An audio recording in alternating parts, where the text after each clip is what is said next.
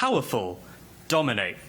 We need more of those who can raise the voices of the working class. And that in a politics in which it pays off to be meek before money, we need more of those who can say, and this may sound familiar, well, we're going to have to talk about the fundamental issue of wealth and income concentration. Senator Sanders, you've shown us what solidarity truly means. You've grown movements that fight and deliver on solidarity and for guaranteeing the rights of ordinary people. And clearly, in the streets of movements that so many of us are part of, in the US and in countries around the world, and I've seen it, it means a lot to folks to know, Senator, that you've got their back. And we've got so much more to do. Everyone, it's my absolute privilege and honestly really cool to be able to do this. Please join me in welcoming Senator Bernie Sanders onto the stage.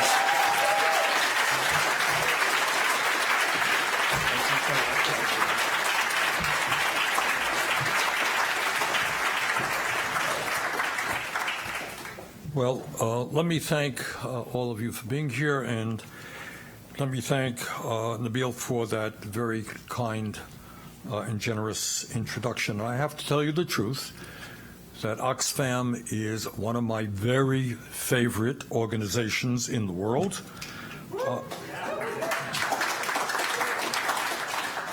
And the reason for that is Oxfam has the courage to discuss issues that most other organizations do not choose to deal with because of their controversy, because you're taking on wealth and you're taking on power. But that's what Oxfam does, and I appreciate it. And as Nabil just mentioned, to my mind, when people say to me, I get around the country, get around my own state of Vermont, and they say, well, what are the issues?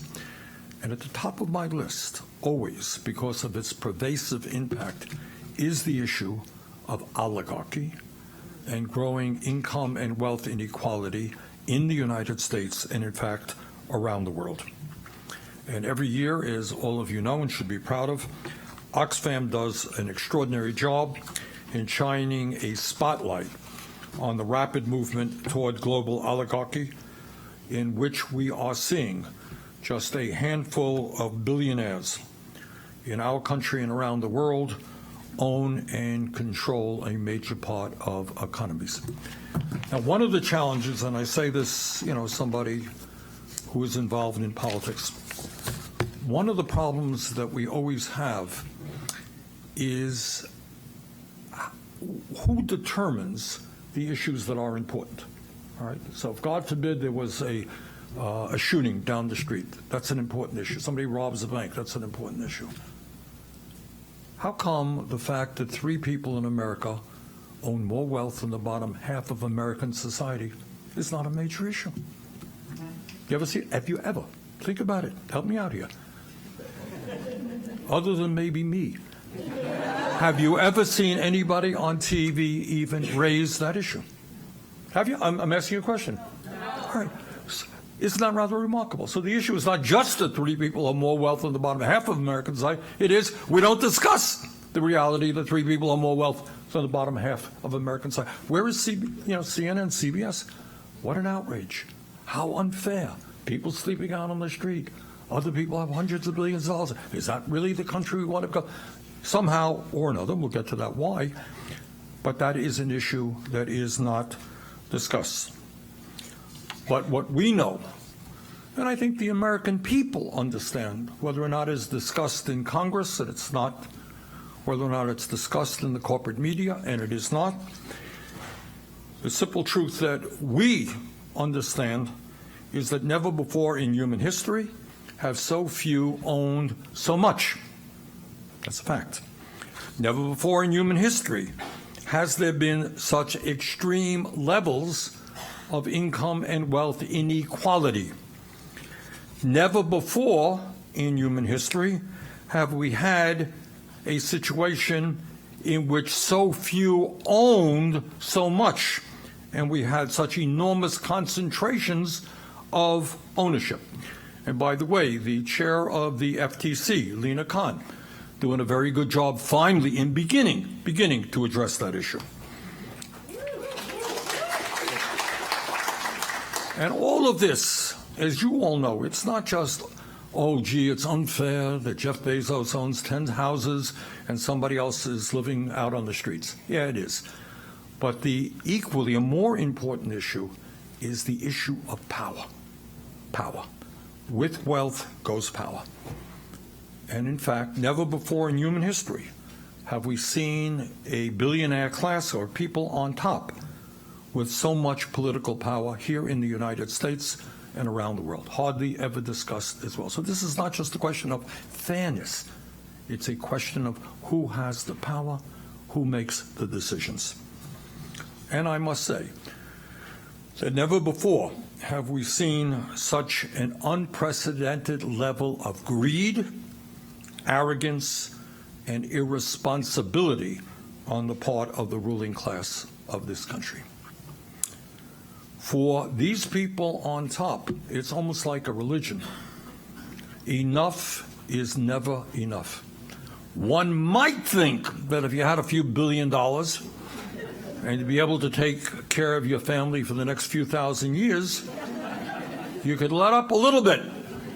But not. They are across the street right now. They're lobbyists fighting for more tax breaks for the very rich, fighting to cut Social Security, fighting to cut Medicare so they can increase their wealth and their profits. And this is an issue we have got to deal with. And that is, all of us probably know people who are addicted to drugs, serious problem, alcohol, tobacco, food, whatever it may be. Addiction is a serious problem in our country. These people are also addicts, and they are addicted to greed. And no matter what, they need more and more, and they will step on anybody to get more. These are not nice guys. You know, and I say that, you know, because sometimes they come across, well, you know, and I'm not generalizing. I'm not trying to say everybody, you know, is necessarily evil or terrible. That's not what I'm saying. But I have dealt in the last couple of years, my office has been involved in a number of strikes around the country. Workers have been on strike, fighting for decent wages.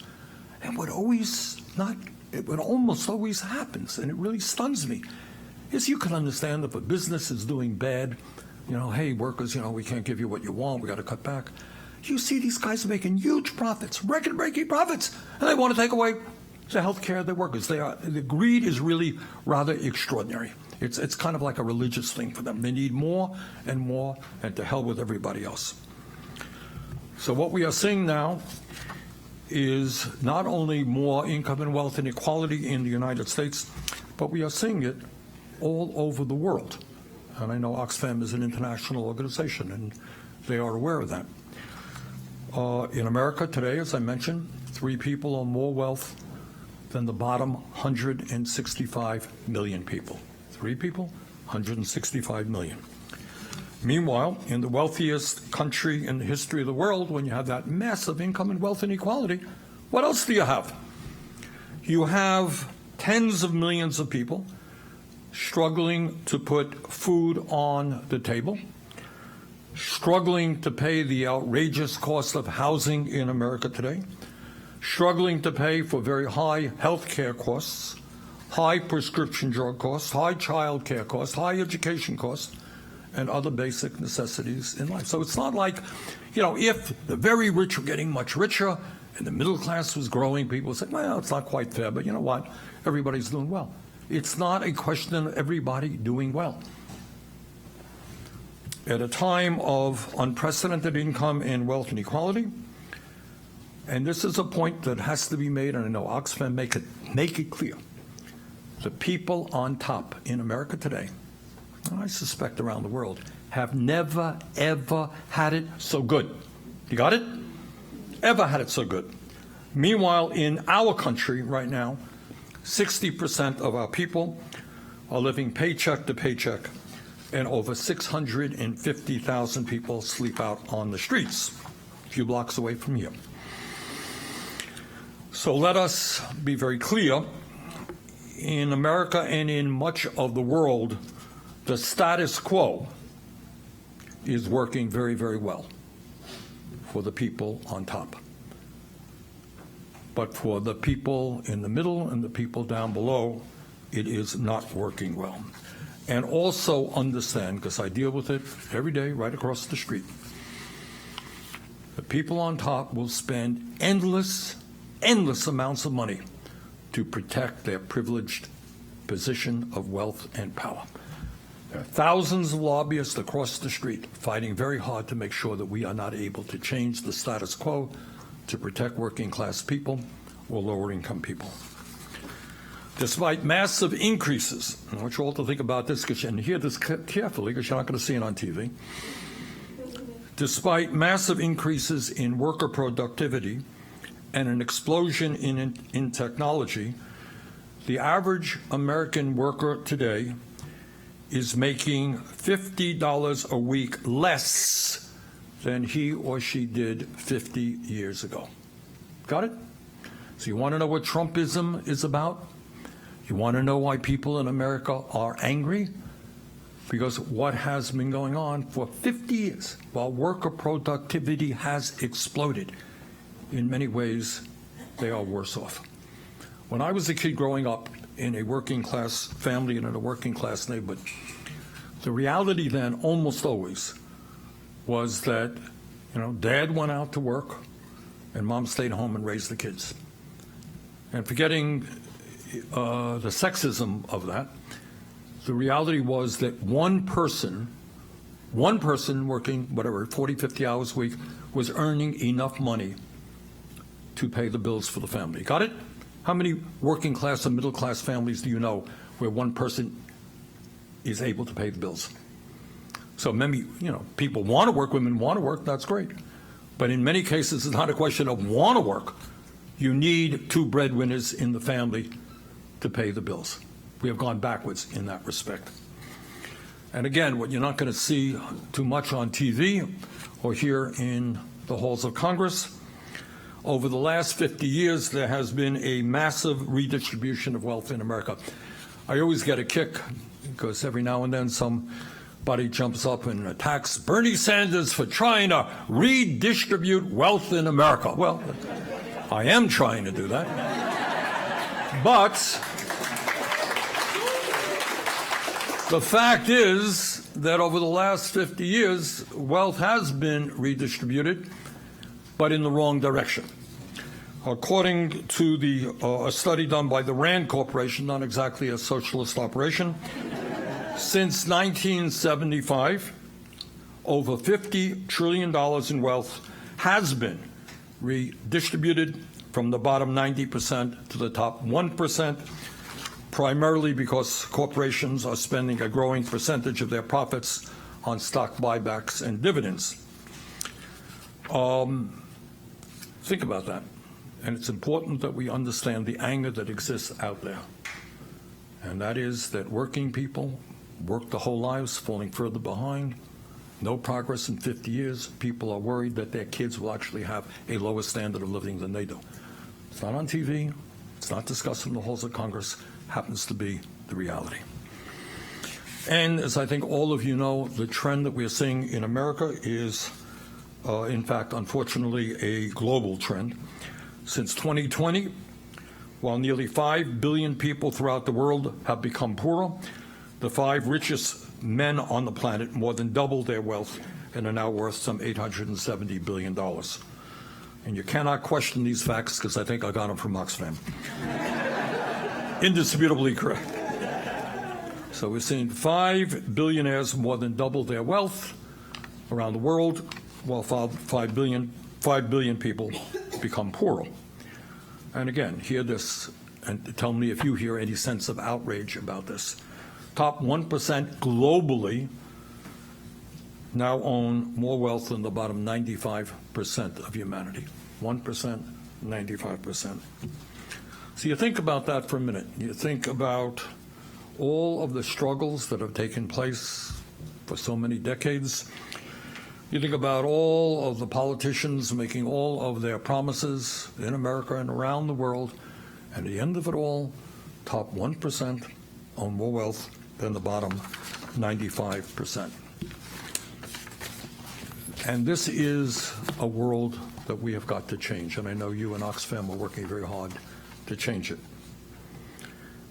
And when we talk about the rapid rise in oligarchy and the concentration of ownership and power at the top, we're not just talking about economics, we're talking about political power as well.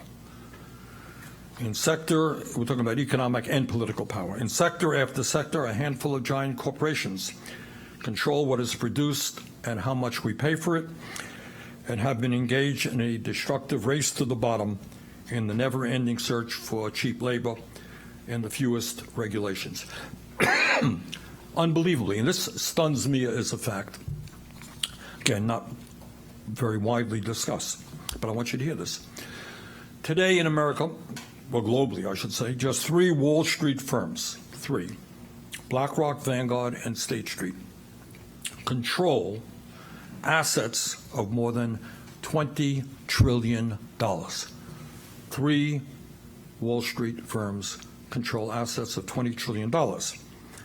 That is equivalent to virtually the entire GDP of the United States and about 5 times the GDP of Germany. 3 Wall Street firms. They are the major stockholders in about 95% of S&P 500 companies, exerting enormous economic control over the largest corporations in the world who employ millions of workers. Do something interesting tonight when you have nothing to do.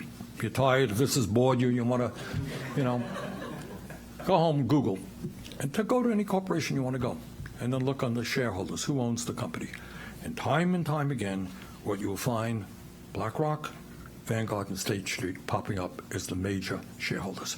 3 firms, $20 trillion in assets. And when we talk about the massive concentration of ownership in the United States, let us not forget the corporate media. In the United States, 6 large media conglomerates control 90% of what the American people see, hear, and read. And obviously, you all know why that is important. And it's not fake news, not Trump's fake news. Very few reporters that I interact with intentionally lie or, misrepresent you. What it is what we concentrate, what the media concentrates on, what they think is important. The issues that I am dealing with, that you are dealing with. How can anyone deny that the growth of oligarchy in the United States and the world is not of enormous consequence? It's undeniable. And yet you will not see one word about that in the media. It's just not something that they think is important, which has everything to do with the fact as to who owns that media. All right? For them, the status quo works. Not to say there aren't good stories every night. Good reporters out there, there are. But bottom line, the issue of wealth and power is not something that the ruling class of this country wants to see widely discussed. And then when we talk about money and power, let us not ignore for a moment what is going on politically right here in the United States. I mean, many of us are concerned about Trump and his supporters trying to undermine American democracy in many, many ways, and it's something we've got to worry about and deal with. But also, do not forget that as a result of the disastrous Citizens United Supreme Court decision, billionaires in America today are legally able to spend as much money as they want on political campaigns through their super PACs. All right. Perfectly legal. Incredibly, during this campaign season, right now, as we speak, 50 billionaires in our country with a collective net worth of more than $1 trillion have already spent over $600 million on the 2024 election to buy and support the candidates that they want to see elected and to defeat the candidates they oppose. I am, as you know, part of the progressive movement in this country. And there are super PACs who have made it very clear. They are prepared to spend up to $100 million to defeat some of the most progressive members of the United States Congress. Perfectly legal. Spend as much money as you want. But in my view, that is not democracy. Democracy to me is one person, one vote. That is oligarchy, the power of money over the political process. Let me change gear and talk about another issue that I know all of you are concerned.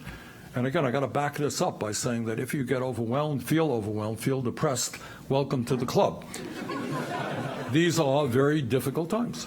That's simply the reality, and we cannot deny that. But, you are, needless to say, all concerned about climate change. You know that the last 10 years have been the 10 warmest on record, and the thought is that this year is also going to be very, very warm. We are facing more heat waves, drought, floods, forest fires, and extreme weather disturbances.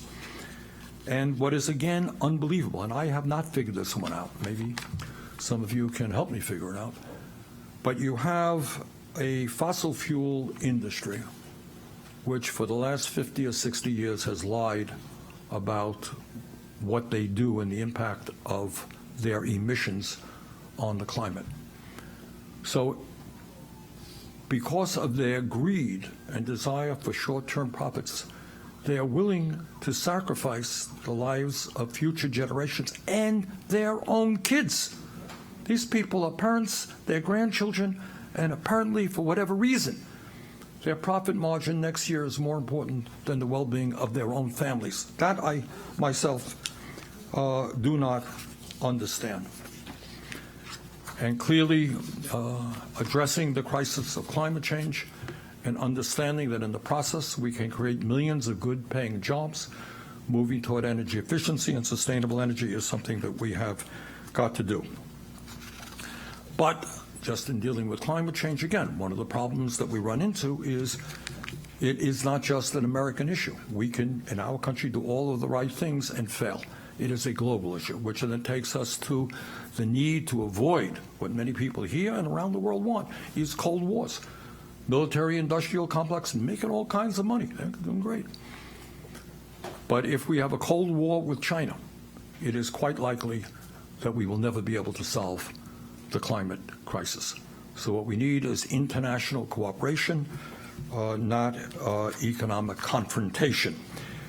So this is where climate and global politics goes hand in hand.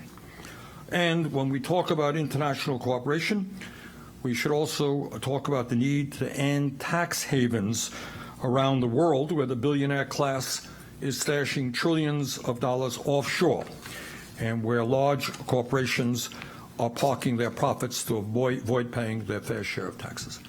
So you have this absurd situation where all over the world, governments don't have enough money for health care, for education, to take care of their lower income people, and billionaires stash their money in the Cayman Islands and Bermuda or wherever, tax havens all over the world.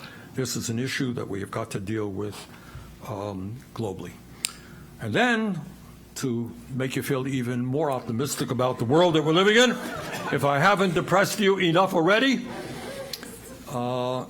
there is the issue of artificial intelligence.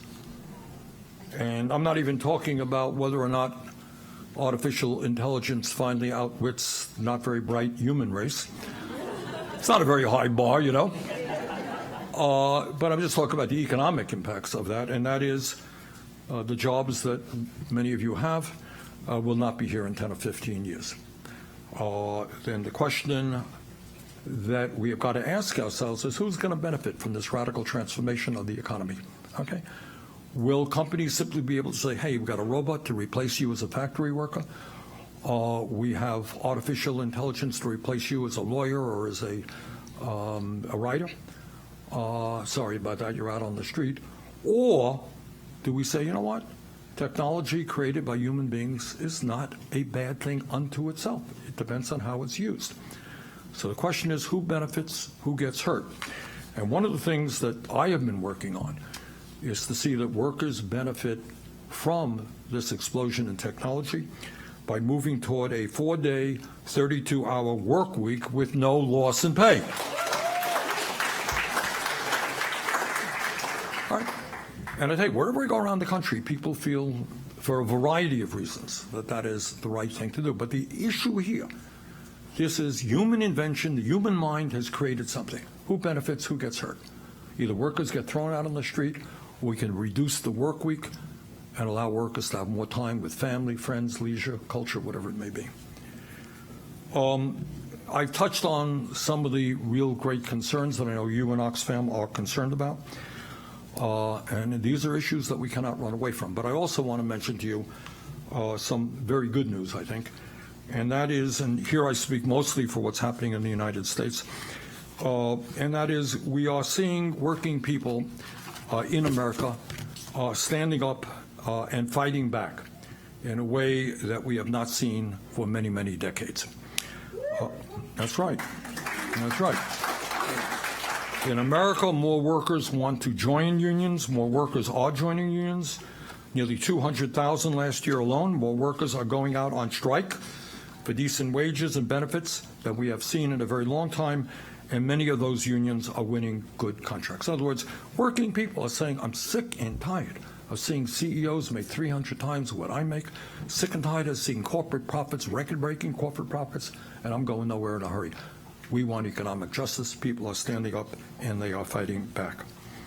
So let me conclude by saying this, and that is we are in a pivotal moment in American history. I happen to believe this is one of the 3 or 4 or 5 most pivotal moments in the history of our country.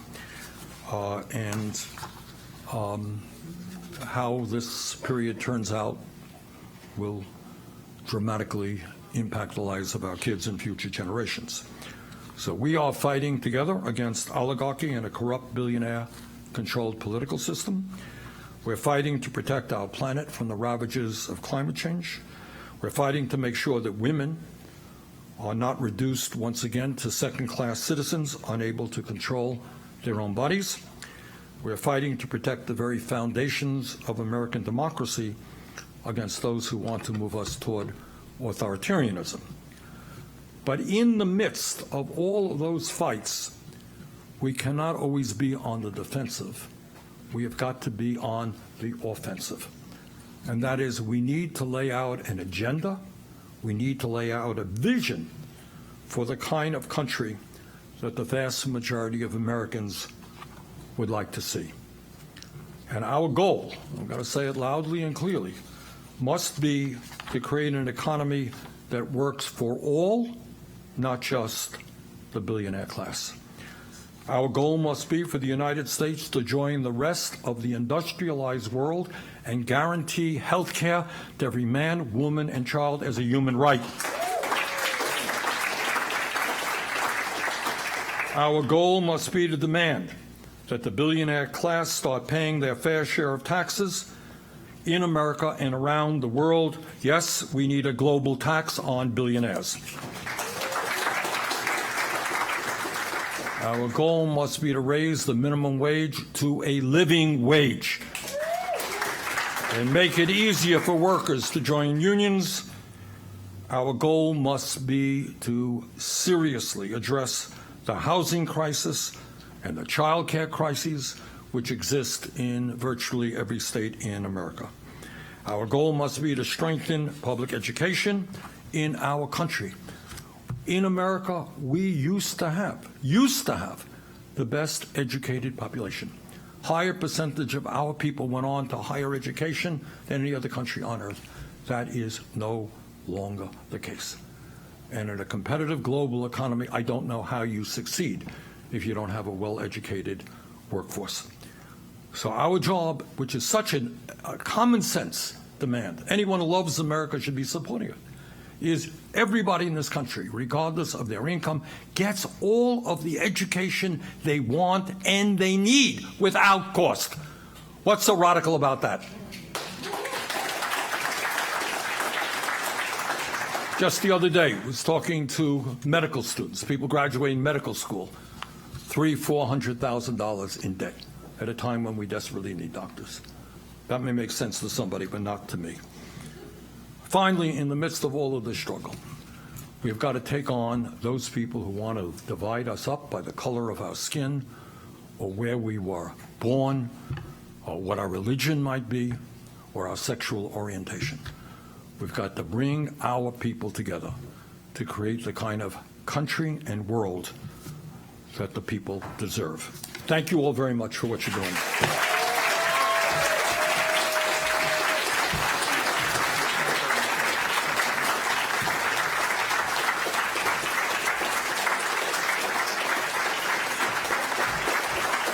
Another round of applause for Senator Bernie Sanders.